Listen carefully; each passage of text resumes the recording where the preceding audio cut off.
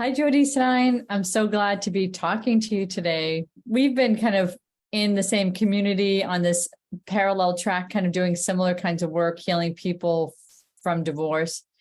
And I wanted to ask you my burning question, which is, I'm wondering if over the years your work has changed a lot and what you're doing now that you feel like is really different from what you've done before in terms of working with groups of people.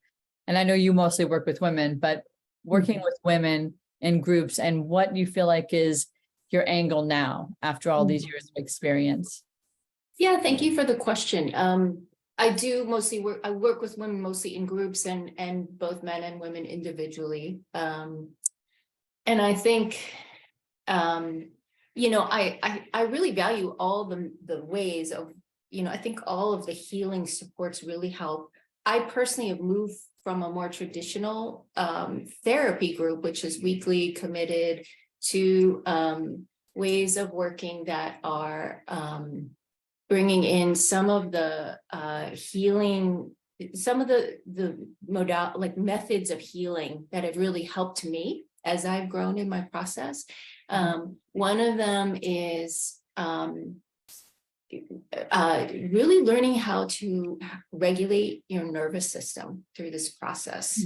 And I think that so much of what we label as suppression, anxiety, panic, so many of the symptoms that we find, that we have when we go through divorce are, and the recovery period are really part of how, triggered by our nervous system activation. So that's something that I've seen impact people so much that I really felt it's important to bring into my group work. And part of how I do that is through the healing hikes, and which I can say more about. But another, I think, there's such an important, in addition to therapy, there's such an important place for connection in this healing process. So I've turned more of my group work towards helping women connect socially and through the group, but then to even have form friendships with people who really get it and who have space in their lives for more time. So yeah. So I just wanted to say that again. The healing hikes was what caught my eye in your recent ad, and I was like, oh, this is a good angle. This is a really great angle to start having people come together in a different format. And so when you take people on healing hikes, how are you reminding them, or are you just naturally letting the nature environment do that for them? Is like just noticing changes in their nervous system. How do you set that up?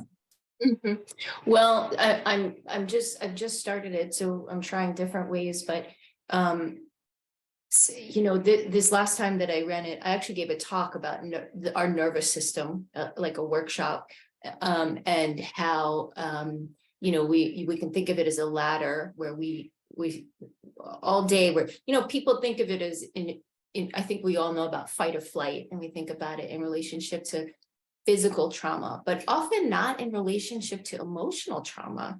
And so to make that point that this is an emotional trauma in the body, it's absolutely exactly the same, right? As if we're in a car accident, the nervous system is responding to the threat of loss of my main person, or an ending. So I talk about that. And then on a healing hike, we have 3 of the 4 big regulating tools. We've got nature, we've got connection with other people in this case, and we've got movement.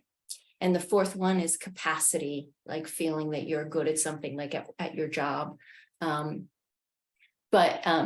we actually get to, part of why I leading the healing hikes is we get to, insight, and I talk about it so people understand it, but then we actually get to practice. So when we start the hike, I have them do a little check-in about our thoughts, our story of ourselves, of our feelings about our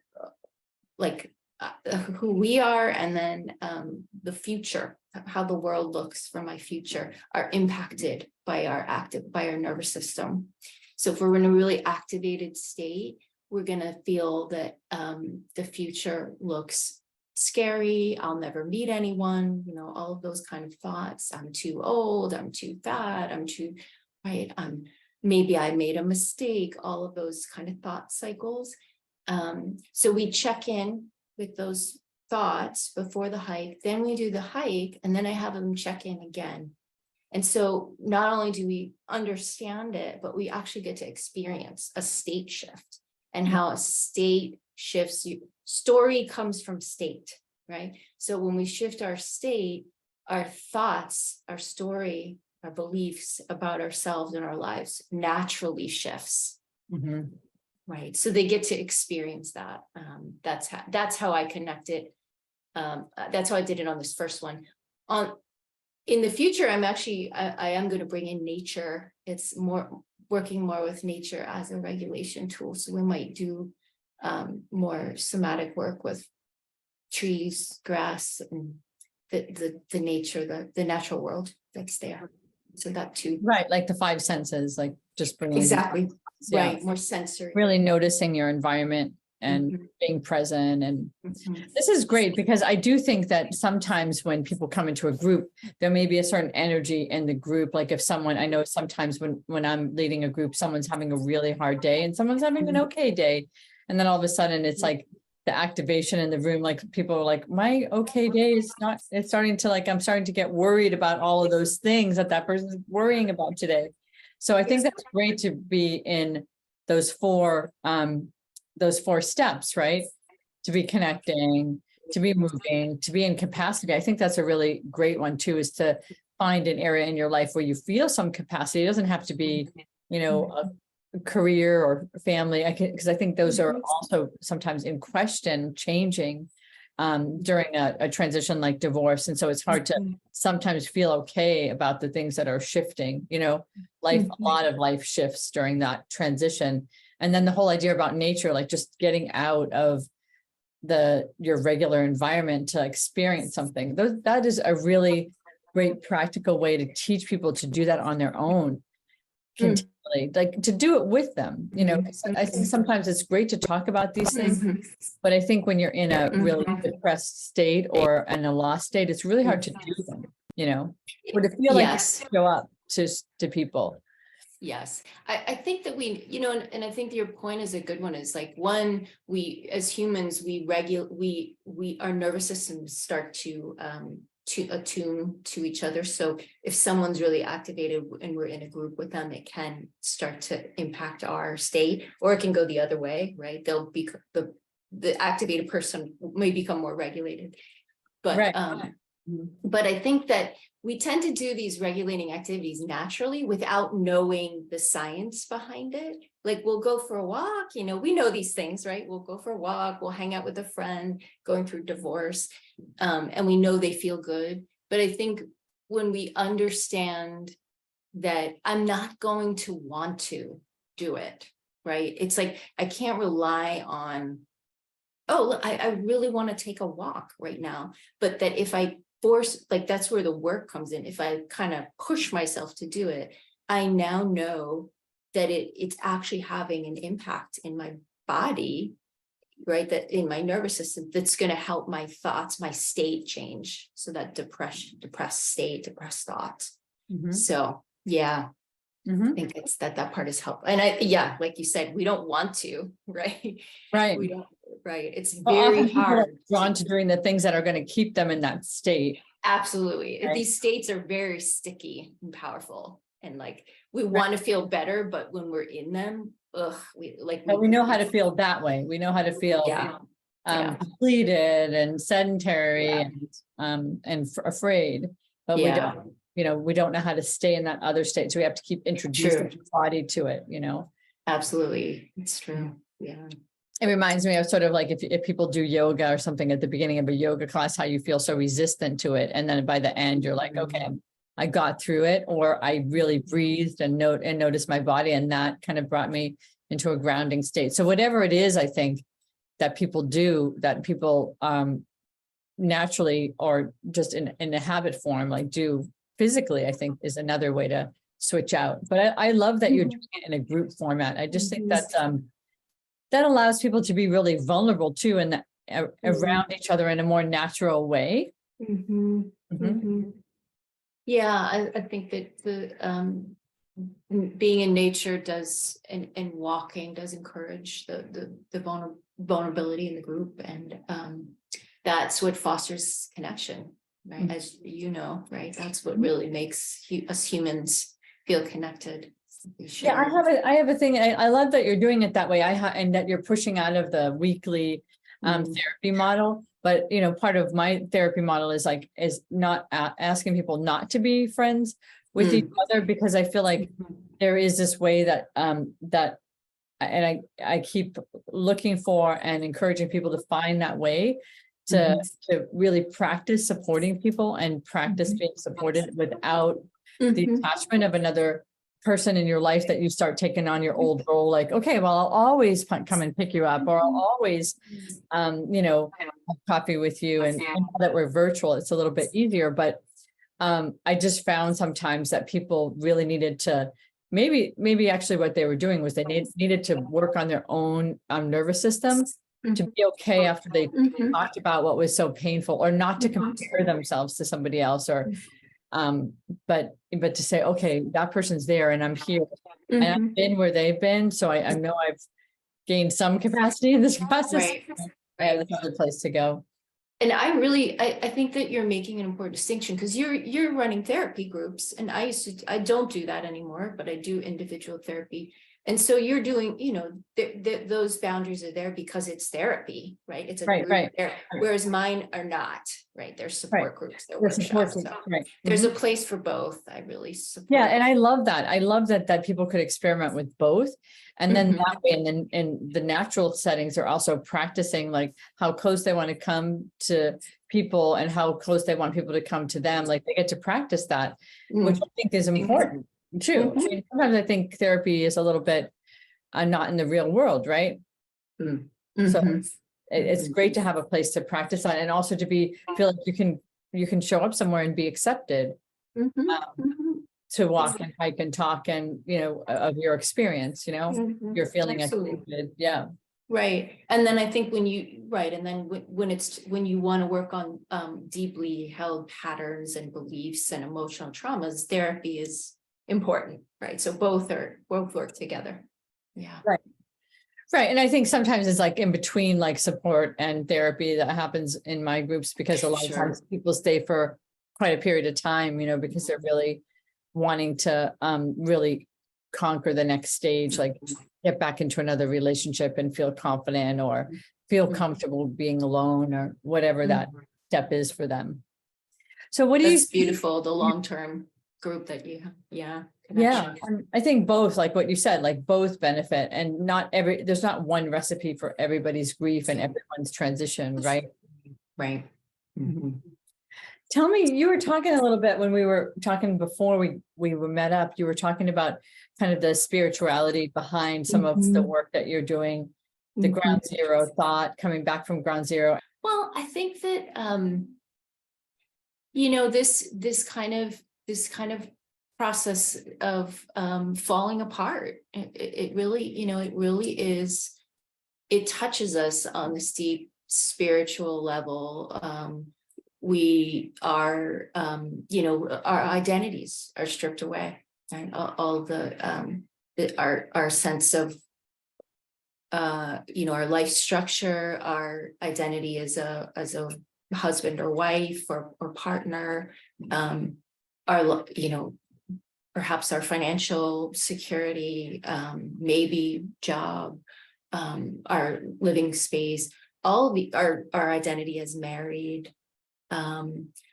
Everything changes, right? Our relationships with friends, our family sees us differently, or it's a massive just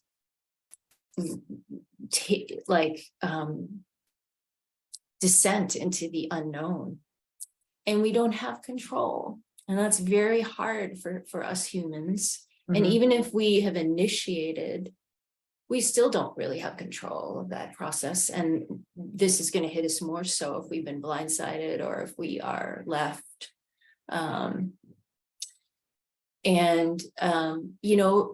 It makes us feel fragile and needy and messy. And,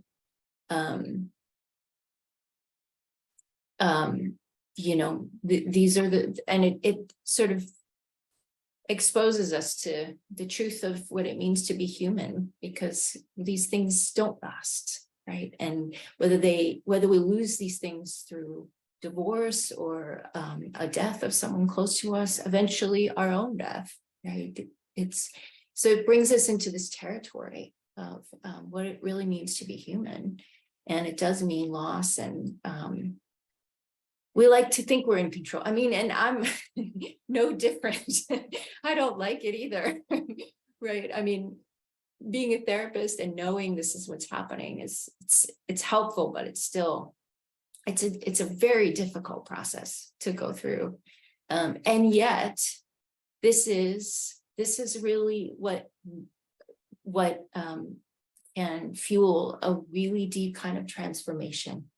We have to integrate, we have to face a new, we have to come into ourselves as a new person.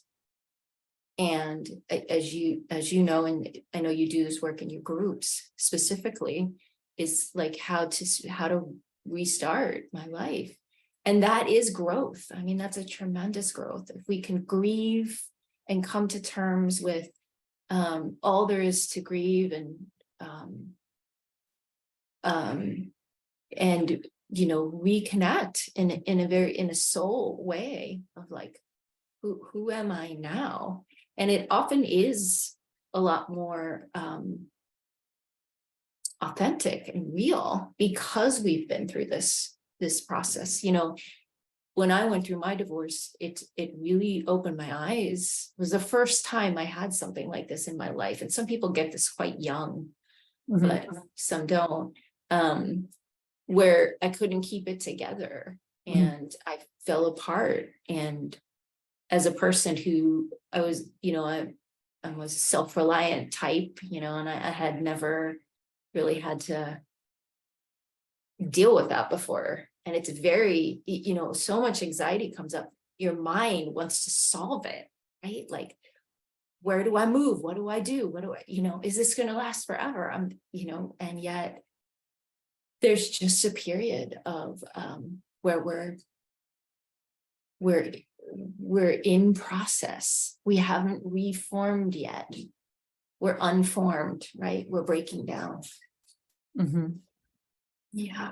And I think that is so, thanks for saying all of that too, because I think there is something so personal about trying to figure out what the meaning of your life is again, and like what's important to you. And also I always find the moments of like gratitude of like, okay, well, I still know myself like this, or I still actually am grateful for like how I ended up with my kids, or with where I live, or whatever it is. So there is like a gratitude in it, but then there's like all this other change. So it's a little bit hard to continually like,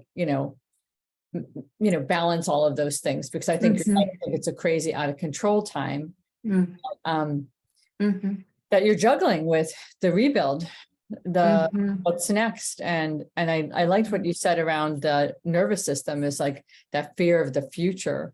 The fear of making a mistake, that you made mistakes in the life that you had before, you know what I mean? So, but then there's the life you had before the divorce, and the life that you're trying to build after. So it is this thing. And I also think that it makes me understand the complexities of relationships a little bit more, especially when people try to get into new relationships, how much the trauma of their divorce hits up against whoever else comes into their universe. You know what I mean? I do. We don't want to make the same mistakes again. get hurt, and also we tend to protect ourselves from getting hurt. And Right. Or I also see people trying harder, like really trying to, like, I always think about it as the stage 6 of recovering from a loss of a relationship, is like really trying to change some parts of yourself so that you're a healthier person. So you can maybe have not maybe, that you'll have a healthier relationship with all of your relationships, kind of like that.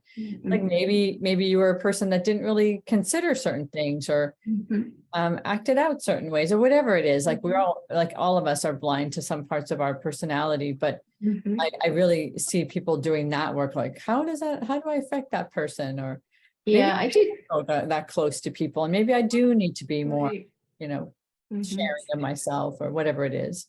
I do too. It's a real eye opener. And I think that's a key part of the healing, of like being able to reflect on what was my part without blame, or, trying to minimize blame. But yeah. So what do you feel like is the best thing that you find with you doing the hikes, and you also do this other group that people come together? Are you still doing that one a few times a month? I think people. I do. So things are in, I'm offering a lot of new right now. So it's all evolving, but healing hikes is going to be once a month on a Saturday, different locations around the San Francisco Bay Area, in person. And then online, I do support. It's sort of like a mix of support group and workshop. That's we meet 2 times in the evening, and those are focused on attachment. I have one about dating again. So those are the dates are random but set for the future.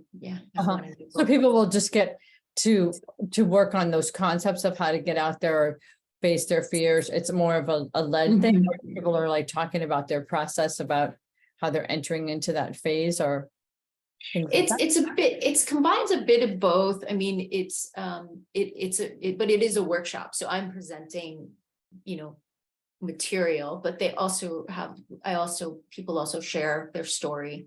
So but then we kind of segue into interacting with that topic. So it's a bit of both. Yeah.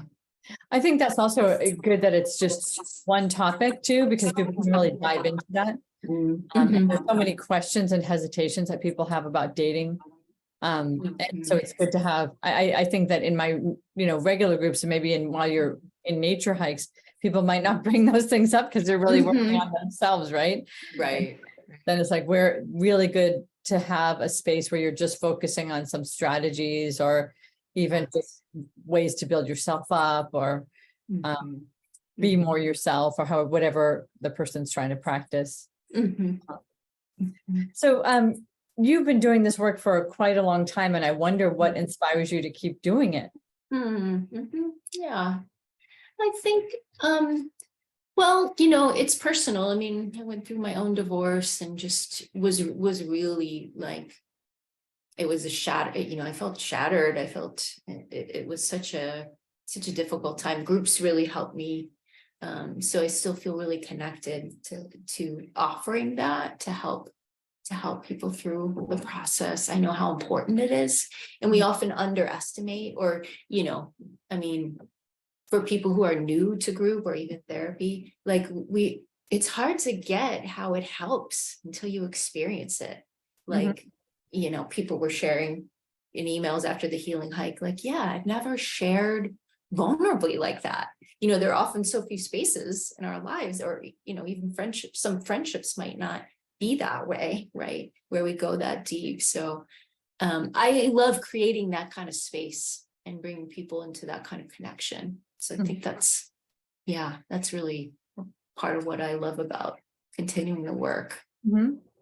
Yeah. So just that thought of that, this is a place where people it's so hard to heal alone, right?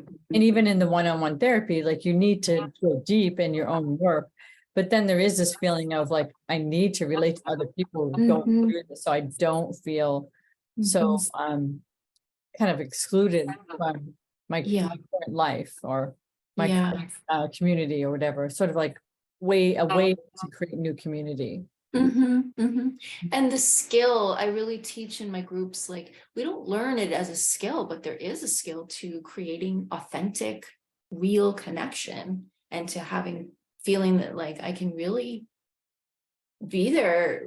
People are there for me, and they know I'm known by my friends, and I show up for my friends. And so we really, I talk about that, and we share from that place. And I think even, this is not in the world as I think it needs to be more. We need to learn these skills for relating, just for in friendships, like relationships, of course, but romantic relationships, but in all relationships, right?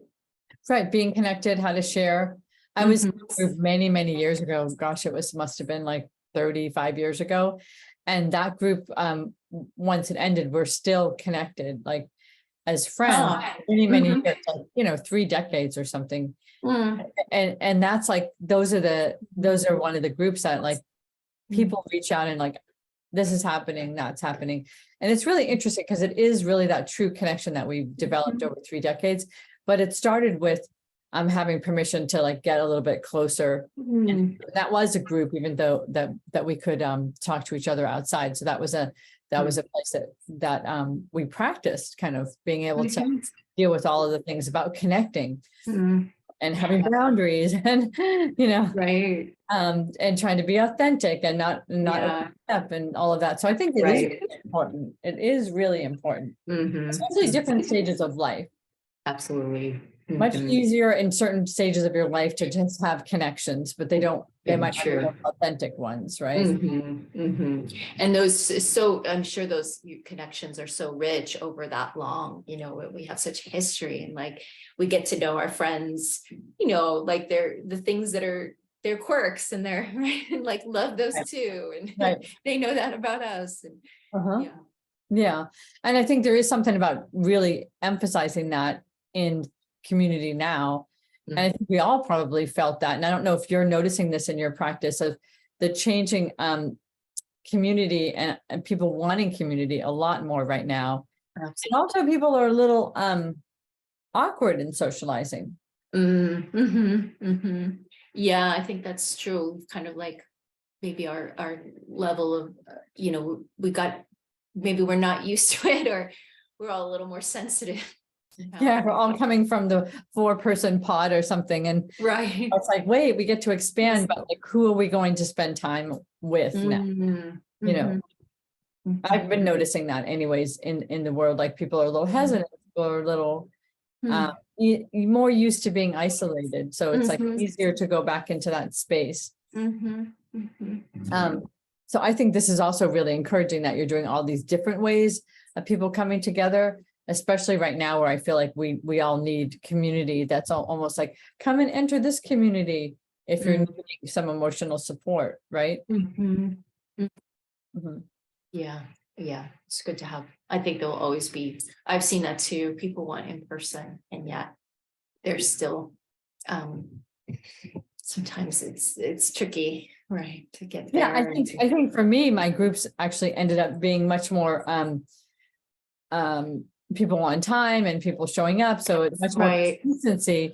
And I think that's in general for therapy, just because 1, people really need some mental work on their mental health. And 2, it's like the convenience of being online has stopped Bay Area traffic parking problem.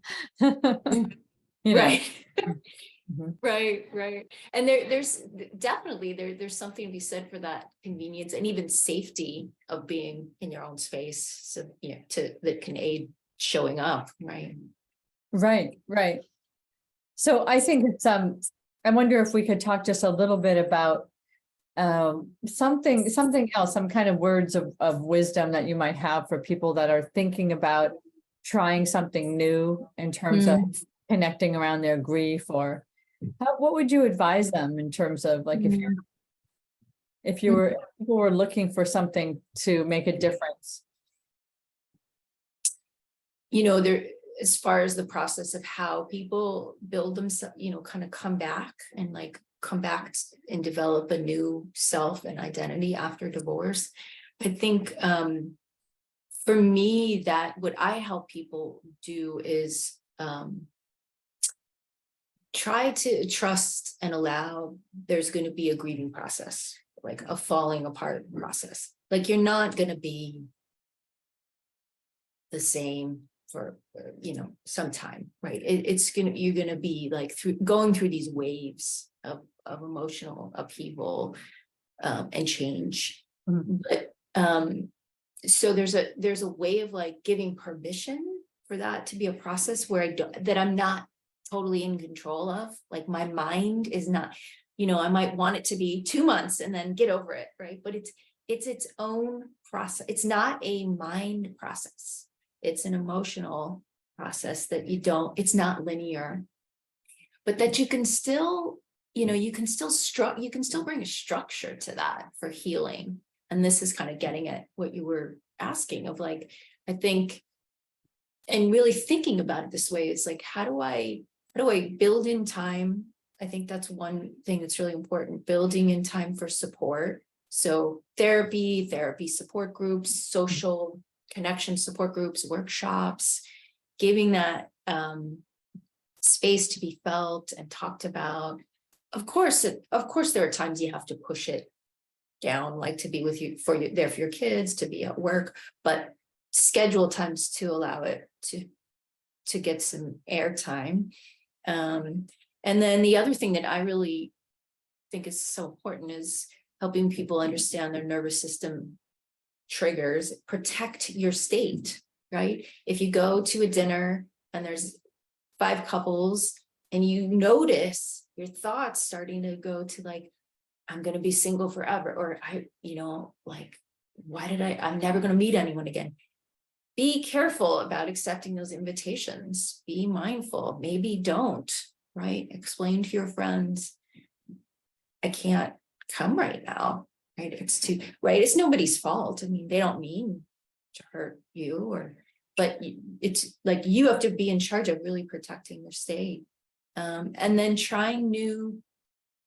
meeting new people and following what brings you contentment or joy, or right, and really engaging in something new, I think can be really helpful. Where you're meeting people who, it can be even I think even activities, if they're something that I genuinely enjoy, also being with people who I can be real with. Right. And maybe thinking about like, it's not so much, it's about maybe connecting to the activity. If you're feeling like you're too emotional to really show up in a way that you just can't, right? You just can't like completely say what's happening in your life or what your situation is. It's just enough for you to show up to the activity and connect to the activity and the people that are actually doing the activity. There's a way of connecting without connecting in the pain. Yeah. And then I think you're absolutely right. There are these times where you just cannot show up to things because it unravels you. So it's too triggering. And let yourself have that. Like, don't yourself to like, I'm going to go to a 5 couple dinner by myself. Right. Just feel completely alone and miserable.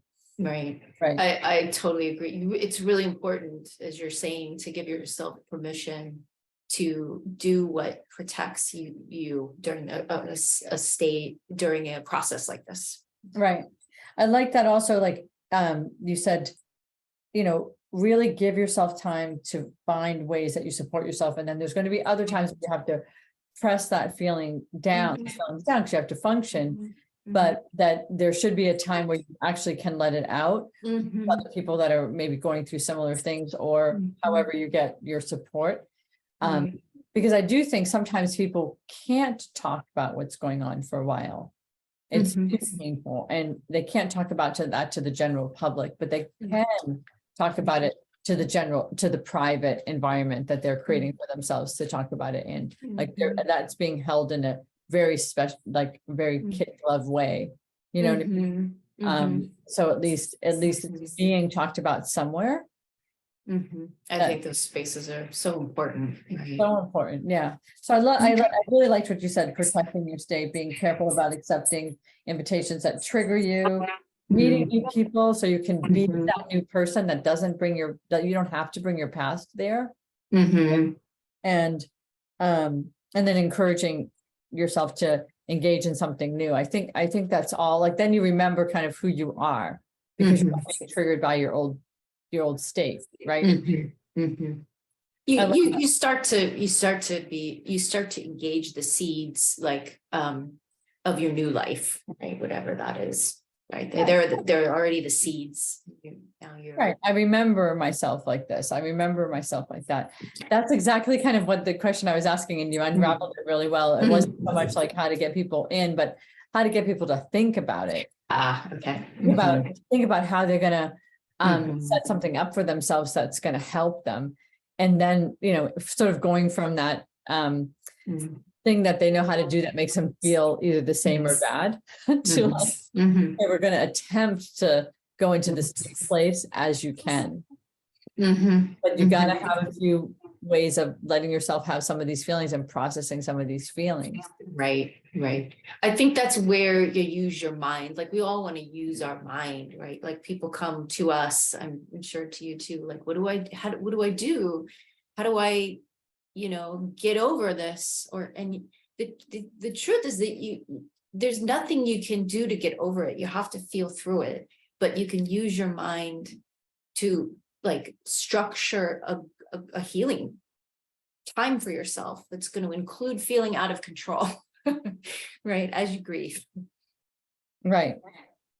And then you have to you manage your thoughts, right? Like doing that whole nervous system thing. Where is my nervous system at right now? What if I did something with it? Would these thoughts change? Like my fear thoughts, or my stuck thoughts, or my, I can't handle this thought. Right. What about this? Can I maybe accept a little bit more? Yeah, it's great. It's great to talk to you, because I feel like we're along the same lines of our thinking. And also, I think I find the work really inspiring, because I get to see people transform and heal, and like, it takes a while, but I get to really see them do that, and it's like, yay, you got there. But of course, like, it's like lots of tears and lots of time, even if you wanted it, like, because there's a changing life pattern that's going on, and sometimes you want something, but you don't want your whole life to change, Right. And even if you wanted, initiate it, there's inevitably things that you will miss to grieve. Right. And also, you don't have control, like what you said, you don't have control of the other person's reaction, and what they're going to do. Right. So that also will affect you, right? So some people try to stay really connected.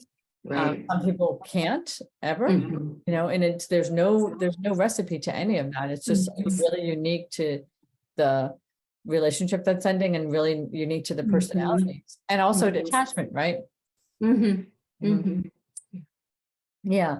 Well, it was really great to talk to you, and I'm going to keep looking out for all the new things that you're doing. It's very inspiring, and I just appreciated you take the time to talk to me today.